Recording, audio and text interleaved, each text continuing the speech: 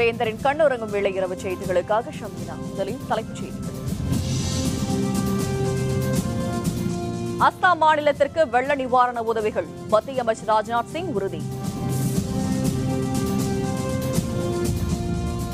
நேபாளத்தில் சிக்கியுள்ள 10 தமிழர்களை மீட்க நடவடிக்கை, முதல்வர் ஜெயலலிதா உத்தரவு. சென்னையிலும் திருச்சியிலும் மக்கள் மருந்தகம் தொடங்கப்படும், டாக்டர் பாரிவேந்தர் அறிவிப்பு.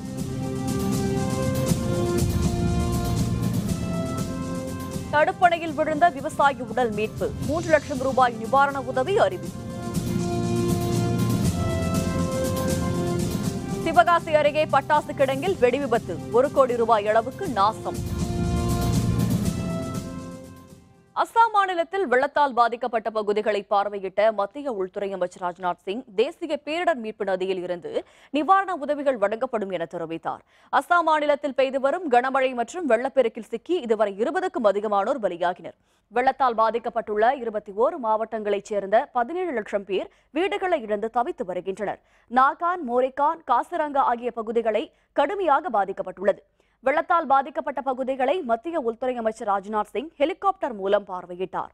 பாதிக்கப்பட்ட மக்கள் தங்க வைக்கப்பட்டுள்ள முகாம்களுக்கு சென்று அவர்களை சந்தித்து ராஜ்நாத் சிங் ஆறுதல் தெரிவித்தார். முன்னதாக அஸ்ஸாம் முதல்வர் சர்பானந்தா சோனோவால் இடம் மீட்பு மற்றும் நிவாரணப் பணிகள் தொடர்பாக கேட்டறிந்தார்.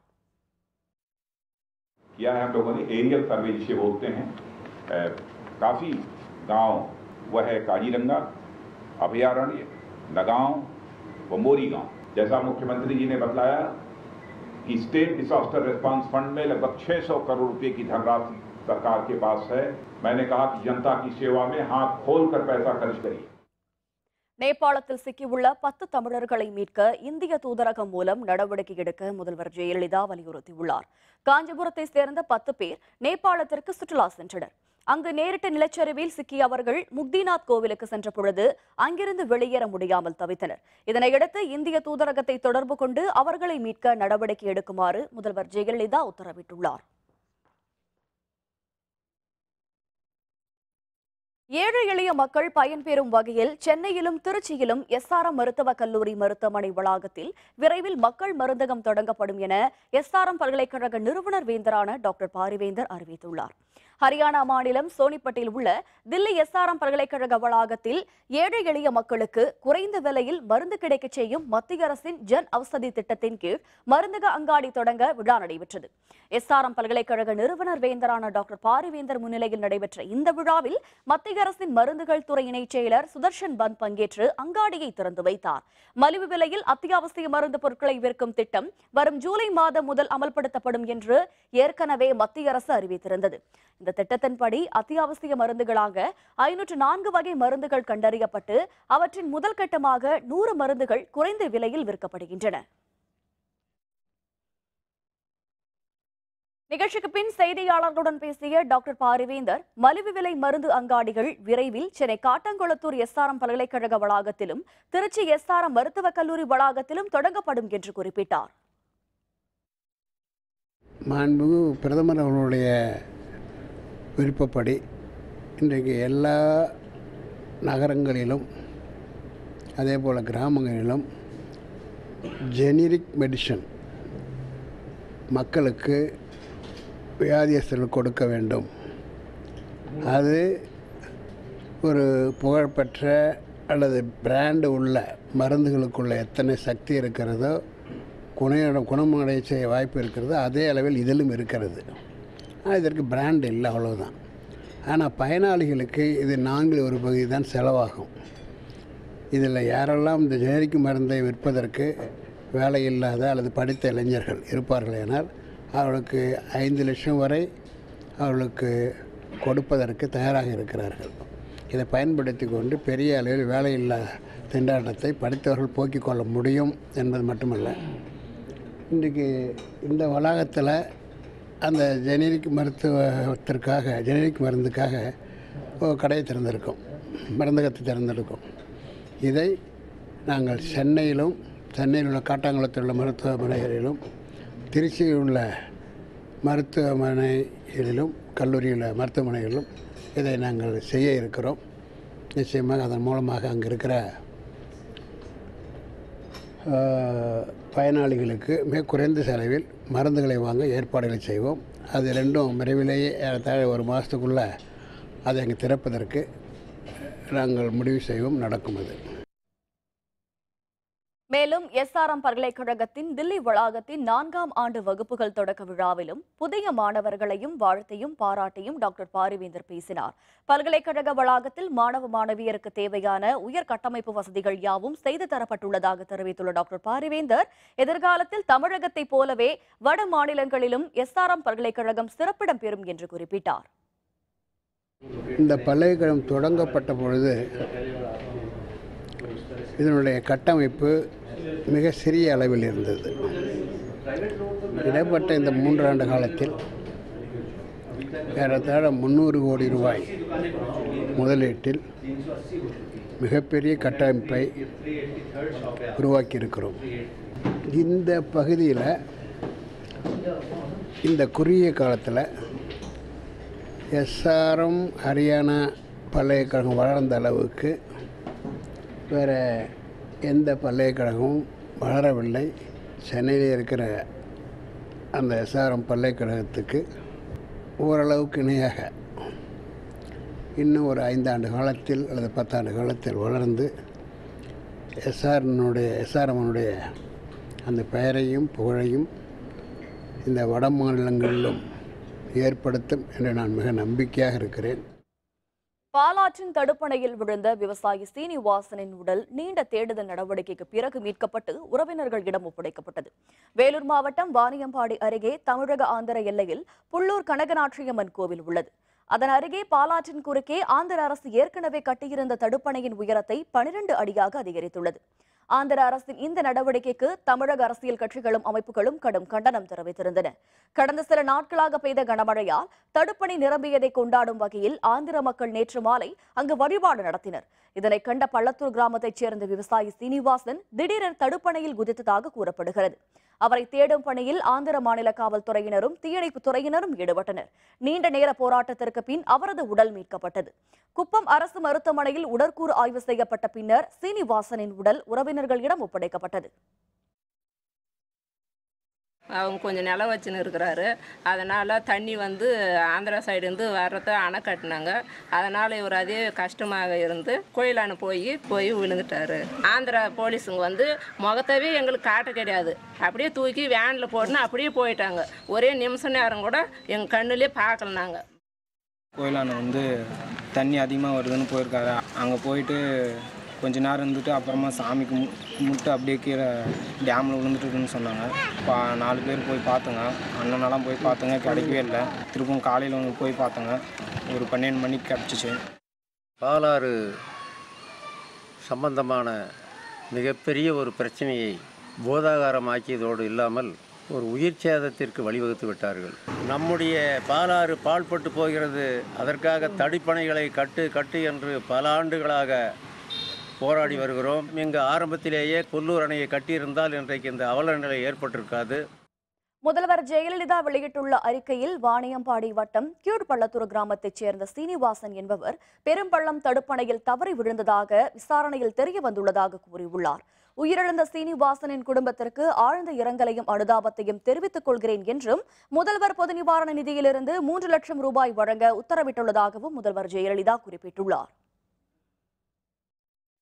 விருதுநகர் மாவட்டம் சிவகாசி அருகே உள்ள பட்டாசு இருப்பு வைக்கும் கிடங்கில் திடீரென ஏற்பட்ட வெடி விபத்தால் 1 கோடி ரூபாய்க்கும் அதிகமான அளவில் சேதம் ஏற்பட்டுள்ளது. சிவகாசி அருகே உள்ள தெற்கு ஆணைக்குட்டம் பகுதியில் தங்கராஜ் என்பவருக்கு சொந்தமான பட்டாசு இருப்பு வைக்கும் கிடங்கில் இன்று மதியம் வெடி விபத்து நேரிட்டது. சிவகாசி மற்றும் சாத்தூரைச் சேர்ந்த தீயணைப்பு வீரர்கள் பல மணி நேரம் போராடி தீயை கட்டுக்குள் கொண்டு வந்தனர். 2 லட்சம் கிலோ பட்டாசுகள் இருப்பு வைக்கப்பட்டிருந்த நிலையில் தீ விபத்து ஏற்பட்டதால் சேத மதிப்பு 1 கோடி ரூபாய்க்கும் அதிகமாக இருக்கும் என தெரிகிறது. தீ விபத்து தொடர்பாக வெம்பக்கோட்டை காவல்துறையினர் வழக்கு பதிவு செய்து விசாரணை மேற்கொண்டுள்ளனர்.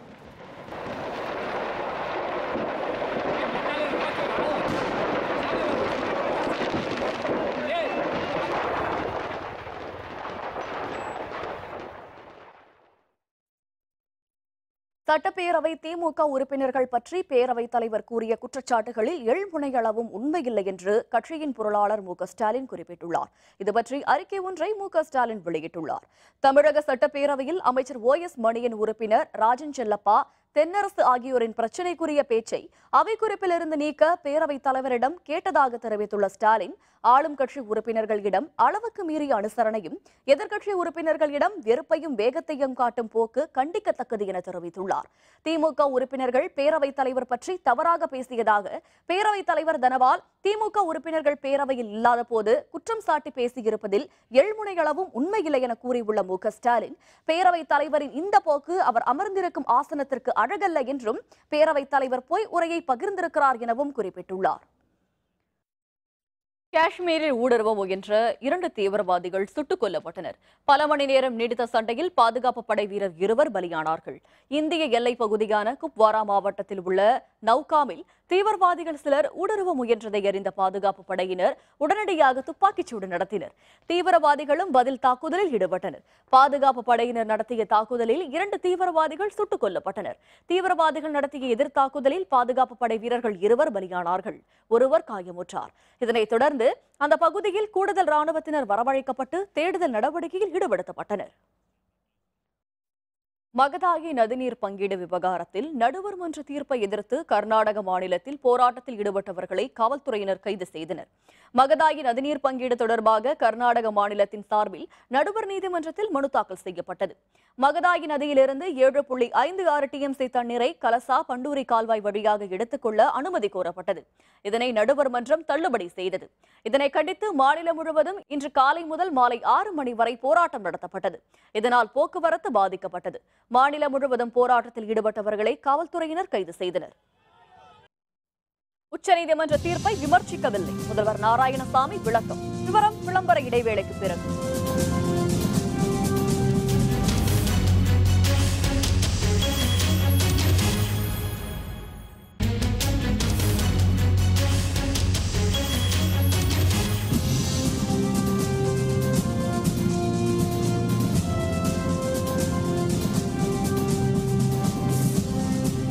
செய்திகள் தொடர்கின்றன.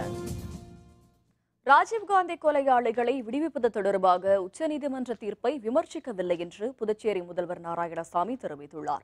புதுச்சேரியில் செய்தியாளர்களுடன் பேசிய அவர், ராஜீவ்காந்தி கொலை வழக்கில் உச்சநீதிமன்ற தீர்ப்பை தாம் விமர்சித்ததாக கூறுவது உண்மைக்கு புறம்பானது என்றும், இது தொடர்பாக தமிழக அரசையும் தமிழக முதலமைச்சரையும் விமர்சிக்கவில்லை என்றும் கூறினார். மேலும் தமது கருத்தை அதிமுக சட்டமன்ற உறுப்பினர் திருத்திக் கூறியது கண்டனத்திற்கு உரியது என்றும் அவர் தெரிவித்தார். உச்சநீதிமன்றம் என்ன தீர்ப்பு கோரியதோ அதை நான் விளக்கி சொன்னேனே தவிர உச்சநீதிமன்ற தீர்ப்பை நான் விமர்சிக்கவில்லை. ஆனால் பத்திரிகைகளில் இதை திரித்து நான் தமிழக முதலமைச்சரை விமர்சனம் செய்ததாகவும் உச்சநீதிமன்றத்தை விமர்சனம் செய்ததாகவும் மக்களை திசை திருப்பும் வகையில் பேட்டி கொடுத்திருப்பது வன்மையாக கண்டிக்கத்தக்கது. மாநிலத்தின் உரிமைகளை பறிக்கும் புதிய கல்விக் கொள்கை பற்றி தமிழக அரசு எந்த கருத்தும் தெரிவிக்காதது கண்டனத்திற்கு உரியது என்று திமுக எம்பியான கனிமொழி தெரிவித்துள்ளார். திருநெல்வேலி மாவட்டம் பாளையங்கோட்டையில் சமத்துவ கல்விக்கான கூட்டமைப்பின் சார்பில் மத்திய அரசின் புதிய கல்விக் கொள்கைக்கு எதிர்ப்பு தெரிவித்து உண்ணாவிரத போராட்டம் நடைபெற்றது. பாளையங்கோட்டை கத்தோலிக்க கிறிஸ்தவ மறை மாவட்டம், திருநெல்வேலி திருமண்டலம், ரட்சணிய சேனை மற்றும் கல்வி நிறுவனங்கள், கல்வியாளர்கள், சமூக ஆர்வலர்கள் என 3000க்கும் அதிகமானவர்கள் போராட்டத்தில் கலந்து கொண்டனர். பாளையங்கோட்டை மறை மாவட்ட பேராயர் ஜூடு பால்ராஜ் உண்ணாவிரத போராட்டத்தை தொடக்கி வைத்தார். போராட்டத்தில் திமுக எம்பி கனிமொழி, அதிமுக எம்பி விஜிரா சத்யானந்த் ஆகியோர் கலந்து கொண்டு உரையாற்றினர். அப்பொழுது செய்தியாளர்களுடன் பேசிய கனிமொழி, புதிய கல்விக் கொள்கை மக்களுக்கும் மாணவ சமுதாயத்துக்கும் பயன் தரும் வகையில் அமையுமா என்பது கேள்விக்குறியாக இருப்பதாக தெரிவித்தார். பிள்ளைகளை ஆரம்பத்திலேயே பிள்ளை பிராயத்திலேயே யார் கல்லூரிக்கு போகக்கூடியவர்கள், யார் மற்ற தொழிற்கல்வியை கற்கக்கூடியவர்கள் என்று பிரிப்பதை நாம் எதிர்க்கிறோம். நாங்கள் நிச்சயமாக அது சமூக நீதிக்கு எதிராக ஒன்றாக திராவிட முன்னேற்ற கழகம் அதை பார்க்கிறோம். அது மட்டும் இல்லாமல் சமஸ்கிருதத்தை திணிப்பதற்கான ஒரு வழிமுறையாகவும் இதை அவர்கள் தேர்ந்தெடுக்கிறார்களோ என்ற அச்சம் இருக்கு. மத்திய அரசின் புதிய தேசிய கல்விக் கொள்கை வகுப்புவாத சக்திகளின் கருத்துக்களை திணிப்பதாக உள்ளதென விடுதலை சிறுத்தைகள் கட்சித் தலைவர் தொல் திருமாவளவன் கண்டனம் தெரிவித்துள்ளார். புதுச்சேரியில் நடைபெற்ற கட்சியின் செயற்குழு கூட்டத்தில் பங்கேற்று வந்த தொல் திருமாவளவன், முதல்வர் நாராயணசாமியை சந்தித்து பல்வேறு கோரிக்கைகள் அடங்கிய மனுவை அளித்தார். பின்னர் செய்தியாளர்களுடன் பேசிய அவர், மக்கள் தொகை கணக்கெடுப்பின்படி தாழ்த்தப்பட்டோருக்கென தனியாக நிதி ஒதுக்க வேண்டும் என தெரிவித்தார். மதசார்பின்மைக்கு எதிராக தேசிய கல்விக் கொள்கை இருப்பதால் இதனை கண்டித்து சென்னையிலும் புதுச்சேரியிலும் கண்டன ஆர்ப்பாட்டம் நடைபெறும் என்றும் திருமாவளவன் கூறினார். ஆசிரியர்கள், பேராசிரியர்கள் மற்றும் மாணவர்கள் பழிவாங்கப்படும் நிலை இந்த கல்விக் கொள்கையில் அமைந்திருக்கிறது. இப்படி பல்வேறு குறைபாடுகளையும் குளறுபடிகளையும் கொண்டிருப்பதாக இந்த கல்விக் கொள்கை அமைந்திருப்பதால் விடுதலை சிறுத்தைகள் மிக வன்மையாக கடுமையாக இதனை எதிர்க்கிறது. தன் மீது தாக்குதல் நடத்திய சிறை கண்காணிப்பாளர் மீது நடவடிக்கை எடுக்காமல் இருப்பது வேதனை அளிக்கிறது என சமூக ஆர்வலர் பியூஷ் மனுஷ் தெரிவித்துள்ளார். சேலத்தில் செய்தியாளர்களுடன் பேசிய பியூஷ் மனுஷ், தன்னை தாக்கிய காவலர்கள் மீது கடும் நடவடிக்கை எடுக்க வலியுறுத்தி சென்னையில் உள்ள காவல்துறை கூடுதல் இயக்குநரிடம் சமூக ஆர்வலர்கள் மனு அளித்திருப்பதாக தெரிவித்தார். இது தொடர்பாக தமிழக அரசு நடவடிக்கை எடுக்கும் என தான் நம்புவதாகவும் பியூஷ் மனுஷ் கூறினார். என் மேல நடந்த தாக்குதலுக்கு என்னால பேச்சு மூச்சு விட முடியல. அங்க உள்ள இருக்கும்போது ஜெயில் அவர் கண்ட்ரோல்ல இருக்கும்போது எப்படி ஒரு நியாயமான விசாரணை நடக்கும்னு ஃபர்ஸ்ட் கேள்விங்க.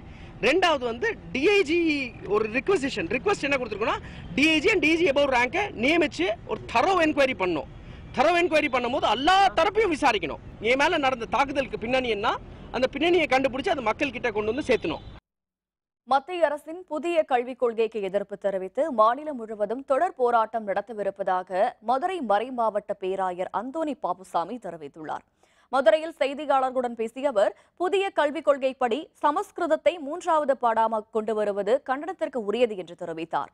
கல்வியை முற்றிலுமாக மாநில பட்டியலுக்கு கொண்டு வரப்பட வேண்டும் என்ற முதல்வர் ஜெயலலிதாவின் கோரிக்கையை வரவேற்பதாக அவர் மேலும் தெரிவித்தார். இந்த கல்விக் கொள்கையானது எல்லோருக்கும் பயன் தரக்கூடியதாக இருக்கின்றது என்றால் அதை நாங்கள் கட்டாயம் வரவேற்போம். அதில் எங்களுக்கு எந்த ஆட்சேபனையும் கிடையாது. ஆனால் இந்த அரசானது அதிகமாக இன்றைக்கு மாநிலங்களையும் சரி, அதே போன்று மக்களையும் அது சரியாக கவனத்தில் எடுத்துக்கொள்ளாது புறக்கணிப்பதால் தான் நாங்கள் இதை இந்த கல்விக் கொள்கையை எதிர்க்கின்றோம். மேற்கு மண்டலத்தில் உள்ள காவல்துறை உயர் அலுவலர்களுக்காக நடத்தப்பட்ட துப்பாக்கி சுடும் பயிற்சியில் 20க்கும் அதிகமான அலுவலர்கள் கலந்து கொண்டு திறமைகளை வெளிப்படுத்தினர். சேலம் ஏற்காடு அடிவாரம் அருகே உள்ள காவல்துறை துப்பாக்கி சுடும் பயிற்சி இடத்தில் மேற்கு மண்டலத்தைச் சேர்ந்த IPS அலுவலர்களுக்கான துப்பாக்கி சுடும் பயிற்சி நடைபெற்றது. கோவை மாநகர காவல்துறை ஆணையரும் மேற்கு மண்டல IG பொறுப்புமான அமல்ராஜ் தலைமையில் நடைபெற்ற இந்த பயிற்சியில் 20க்கும் அதிகமான உயர் அலுவலர்கள் கலந்து கொண்டனர். இந்த பயிற்சியில் ரிவால்வர், பிஸ்டல், கார்பன் உள்ளிட்ட அதிநவீன துப்பாக்கிகளை கொண்டு பயிற்சி அளிக்கப்பட்டது. இதுபற்றி செய்தியாளர்களுடன் பேசிய IG பொறுப்பு அமல்ராஜ், அதிநவீன ரகங்கள் கொண்ட துப்பாக்கி சுடும் பயிற்சி காவல்துறைக்கு மிகவும் அவசியம் என்று கூறினார்.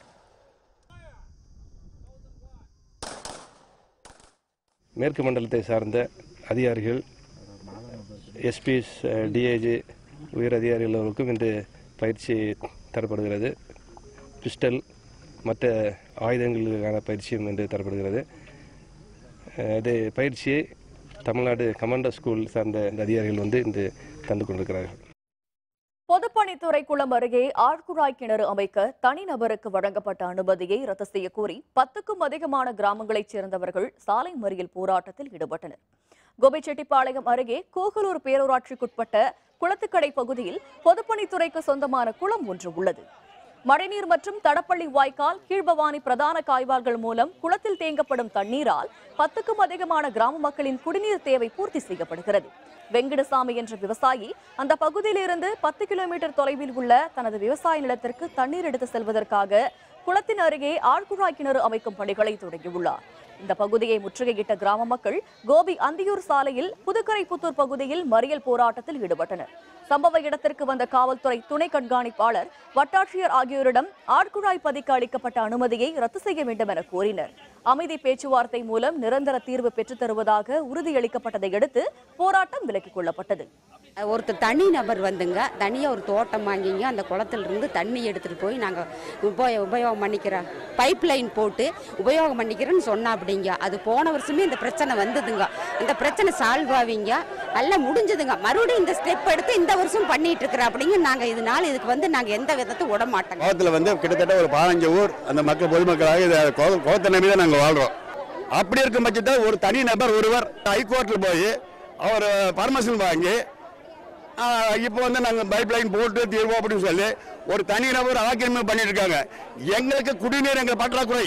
ஆயக்காடு என்ற இருந்த பூமியை நான் ஆயக்காடு பூமியாக மாற்றி அவர் பூமிக்கு இங்கிருந்து பைப் லைன் மூலமாக தண்ணி குளத்தடியில் இருக்கிற கிணறு வெட்டி பைப் லைன் போட்டு தண்ணி கொண்டு போகிறதாக ஏற்பாடு பண்ணிட்டு பறிச்சுட்டு இருக்கிறாருங்க. எங்களுக்கு வந்து பைப் நீர் குழாய் போட பறிக்கக்கூடாது, மூடணும். அதுதான் எங்களுக்கு கோரிக்கை.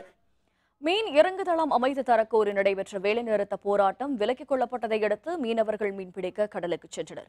நாகப்பட்டினம் மாவட்டத்தில் சாமந்தான்பேட்டை, திருமுல்லைவாசல் போன்ற இடங்களில் மீன் இறங்குதளம், மீன்பிடி துறைமுகம் போன்றவை அமைக்கப்படும் என தமிழக முதல்வர் அறிவித்திருந்தார். இதற்கான பணிகளை தொடங்க வலியுறுத்தி 4 நாட்களாக மீனவர்கள் போராட்டத்தில் ஈடுபட்டனர். சாலை மறியலில் ஈடுபட்ட அவர்களிடம் வருவாய் மற்றும் காவல்துறை உயர் அலுவலர்கள் பேச்சு நடத்தினர். இதில் உடன்பாடு ஏற்பட்டதை அடுத்து மீனவர்கள் இன்று முதல் மீன்பிடிக்க கடலுக்கு சென்றனர். திண்டுக்கல் அருகே குளத்தில் செத்து மிதக்கும் மீன்களை அகற்ற நடவடிக்கை எடுக்குமாறு மக்கள் கோரிக்கை விடுத்துள்ளனர். திண்டுக்கல் அருகே செட்டிநாயக்கன்பட்டி கிராமத்தில் உள்ள குளத்தை ஏலம் எடுத்த அனந்தகுமார் என்பவர் அதில் பல்வேறு வகை மீன்களை வளர்த்து வந்தார். கடந்த 2 நாட்களாக அந்த குளத்திலிருந்து துர்நாற்றம் வீசுவதை உணர்ந்த மக்கள் அங்கு சென்று பார்த்த பொழுது மீன்கள் செத்து மிதந்ததை கண்டனர். துர்நாற்றம் அதிகரித்து வருவதால் தொற்றுநோய் அபாயம் உருவாகியிருப்பதாக கூறியுள்ள அவர்கள் அவற்றை அப்புறப்படுத்த வேண்டும் என வலியுறுத்தியுள்ளனர். குளத்தில் கழிவுகள் கலப்பதை தடுக்க வேண்டும் என்றும் மக்கள் கோரிக்கை விடுத்துள்ளனர். இந்த முன்னாடி வந்து விவசாயத்துக்காக வந்து குளம் இருந்து பண்ணதுங்க. அப்போல்லாம் க்ளீனாக தண்ணி நிறையா இருந்துச்சு, ஒன்றும் பிரச்சனை இல்லாமல் இருந்துச்சு. மற்ற இப்போ இருக்கிற குளம் குட்டையில் இருக்கிற சாக்கடை பூரா ஓவர் ஃபுல்லாக இங்கே வந்துங்க தண்ணி கெட்டு போச்சு. முன்னாடியெல்லாம் அந்த மாதிரி இல்லை. பூரா இங்கேருந்து பூரா கதவை சாத்தி குழந்தை குட்டியோட இருக்க முடியலைங்க. பூரா கதவை சாத்திட்டு இருக்க வேண்டியதாக இருக்குது. பூரா வியாதி வந்துருமோன்னு பயமாக இருக்குங்க. இதுக்கு வந்து எதாவது அரசாங்கம் எதாவது ஸ்டெப் எடுத்து இது முதல் அப்புறப்படுத்தணும். அதாவது மீன்களுக்கு முதல் க்ளீன் பண்ணணும். தண்ணி குடிக்க முடியல, தண்ணி ஒரே உப்பு, உடம்பெல்லாம் ரொம்ப அரிக்குது புள்ள குட்டிகளுக்கு. ஊருக்குள்ளே தலையில் வெளியே தலை காட்ட முடியல. பிள்ளை கதவை சத்துங்கனாலும் வாடை தாங்க முடியல, ரொம்ப தொந்தரவு தாங்க முடியல. அது என்னன்னா கண்டுக்க மாட்டேங்கிறாங்க. நாங்கள் ஒரு தடவை மறிவல் பண்ணோம், பஸ் மறிவல் பண்ணோம், கலெக்டர் ஹாஸ்பிட்டல் நுழைஞ்சு அதையும் கேட்க மாட்டேங்கிறாங்க. சொன்னாலும் அவங்களும் வரவும் மாட்டேங்கிறாங்க. திருநெல்வேலி அருள்மிகு நெல்லையப்பர் கோவிலில் ஆடிப்புற விழாவை ஒட்டி காந்திமதி அம்மனுக்கு நடைபெற்ற வைபவத்தில் ஏராளமான பக்தர்கள் கலந்து கொண்டு வழிபட்டனர். அருள்மிகு நெல்லையப்பர் கோவிலில் ஆடிப்புற திருவிழா கடந்த 28ஆம் தேதி கொடியேற்றத்துடன் தொடங்கியது. திருவிழாவின் 4ஆம் நாளான இன்று ஊஞ்சல் மண்டபத்தில் காந்திமதி அம்மனுக்கு வளைகாப்பு வைபவம் நடைபெற்றது. இதில் ஏராளமான பெண்கள் கலந்து கொண்டு வளையல்களை காணிக்கையாக செலுத்தி அம்மனை வழிபட்டனர். பின்னர் அம்மனுக்கு அணிவிக்கப்பட்ட வளையல்கள் பக்தர்களுக்கு பிரசாதமாக வழங்கப்பட்டது.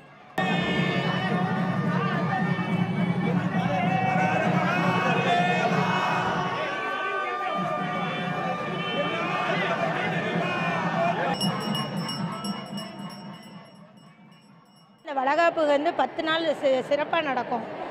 முதல் நாள் கொடியேறி 4வது நாள் கம்பர் சமுதாயத்திலேருந்து இந்த வளைகாப்பு நடத்தி வைக்கிறாங்க. ஆடி பூரத்தன்னைக்கு முளைகட்டுன்னு சொல்லுவாங்க. அம்பாளுக்கு மடி நிறச்சி அம்பாளுக்கு எல்லாம் இது பண்ணி அந்த பயிறு கொடுப்பாங்க. அந்த முளைப்பயிரை வாங்கி சாப்பிட்டா பிள்ளைங்க இல்லாதவங்களுக்கு, குழந்தைங்க இல்லாதவங்களுக்கு குழந்தை கிடைக்கும். மனசில் நினச்ச காரியம் இது நடக்கணும் அப்படின்னு சொல்லிட்டு நீங்கள் வந்து வளைகாப்பு வளையல் போட்டீங்கன்னா அம்மனுக்கு ரொம்ப சிறப்பு. அந்த வளையலை வாங்கி நீங்கள் பக்தர்களுக்கு இல்லை உங்கள் வீட்டு பக்கத்தில் கல்யாணம் முடிஞ்சவங்களுக்கு எல்லாருக்குமே கொடுத்தீங்கன்னா ரொம்ப சிறப்பாக இருக்கும். நினச்சது நடக்கும். எல்லாரும் ஒவ்வொரு ஆண்டு வருஷம் ஆட்கள் வந்து கூட வந்துட்டே இருப்பாங்க. 106 ரன் வித்தியாசத்தில் இலங்கை வெற்றி. ஆஸ்திரேலியாவை வீழ்த்தி தொடரில் முன்னிலை. விவரம் விளம்பர இடைவேளைக்கு பிறகு.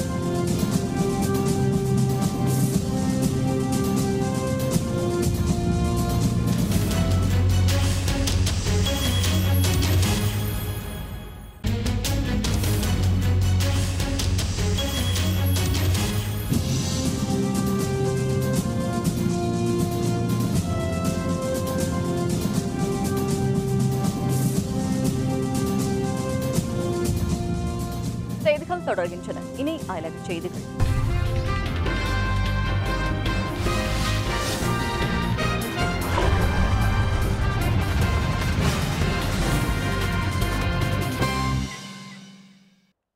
போலந்து நாட்டில் சுற்றுப்பயணம் மேற்கொண்டுள்ள போப் பிரான்சிஸ் கிராகோவ் பகுதியில் கிறிஸ்தவ சகோதரர்களிடையே திருப்பலி நிறைவேற்றி பிரார்த்தனையில் ஈடுபட்டார். உலக இளைஞர் திருவிழாவுக்காக போப் பிரான்சிஸ் போலந்து சென்றுள்ளார். கிராகோவ் நகரில் இறையிறக்கத்தின் மாதா சபையில் சேர்ந்த சகோதரிகளை சந்தித்து உரையாடினார். அருட்சகோதரிகள் சார்பில் போப்புவுக்கு சிறப்பான வரவேற்பு அளிக்கப்பட்டது. பின்னர் அவர்கள் நடுவே திருப்பலி நிறைவேற்றிய போப் பிரான்சிஸ் அவர்களுக்கு பிரார்த்தனை செய்தார்.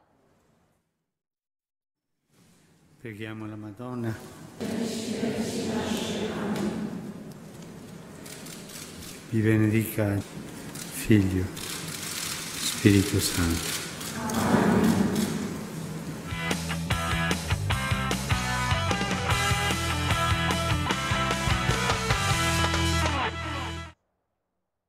ஆஸ்திரேலியாவிற்கு எதிரான முதல் டெஸ்ட் போட்டியில் இலங்கை அணி 106 ரன்கள் வித்தியாசத்தில் வெற்றி பெற்றுள்ளது.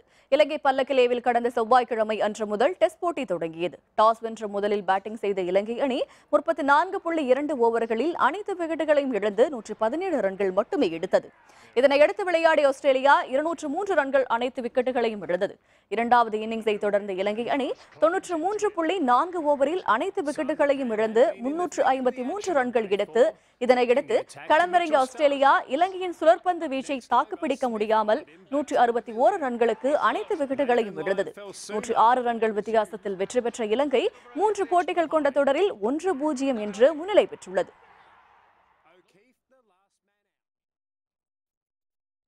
ஈரோட்டில் நடைபெற்ற மாநில அளவிலான கைப்பந்து போட்டியில் ஒட்டுமொத்த சாம்பியன் பட்டத்தையும் சென்னை அணி பெற்றுள்ளது. தமிழ்நாடு விளையாட்டு மேம்பாட்டு ஆணையம் சார்பில் நடத்தப்படும் மாநில அளவிலான கைப்பந்து போட்டிகள் ஈரோட்டில் நடைபெற்றன.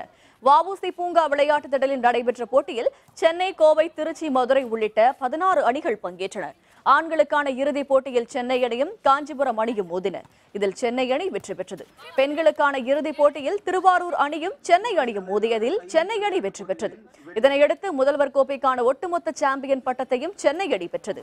வெற்றி பெற்றவர்களுக்கு கோப்பையும் பரிசு தொகையும் அமைச்சர் KC கருப்பண்ணன் வழங்கினார்.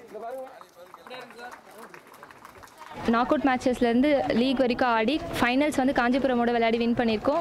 லாஸ்ட் 3 இயர்ஸாக நாங்கள் தான் வந்து ட்ராஃபி அடிச்சிட்ருக்கோம். இந்த மாதிரியான கேஷ் அவார்ட் கொடுத்து எங்களை என்கரேஜ் பண்ணுறது எங்கள் பிளேயர்ஸ்க்கு நல்ல என்கரேஜ்மெண்ட்டாக இருக்குது. இனி வர ஃபியூச்சர் பிளேயர்ஸ்க்கும் இது நல்ல என்கரேஜ்மெண்ட்டாக இருக்கும். நல்ல இதுக்கு மேலே நாங்கள் ஹையர் லெவலெல்லாம் பார்ட்டிசிபேட் பண்ணுறதுக்கு இது எங்களுக்கு நல்ல ஊக்கமாக இருக்கும். 16 அணிகள் கலந்து கொண்டன. இதில் வந்து நாங்கள் வந்து கடைசியாக சென்னையும் இது திருவாரூரும் ஃபைனல்ஸ் விளாண்டு நாங்கள் ஃபஸ்ட்டும், திருவாரூர் அணியினர் செகண்ட் வின் பண்ணியிருக்காங்க.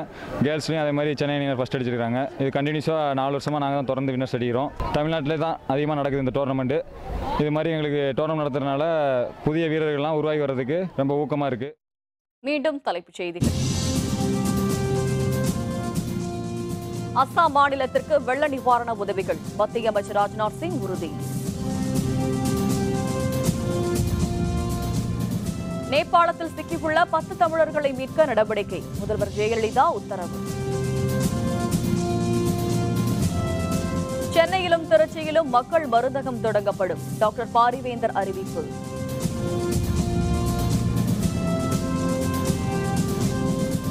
தடுப்பணையில் விழுந்த விவசாயி உடல் மீட்பு 3 லட்சம் ரூபாய் நிவாரண உதவி அறிவிப்பு.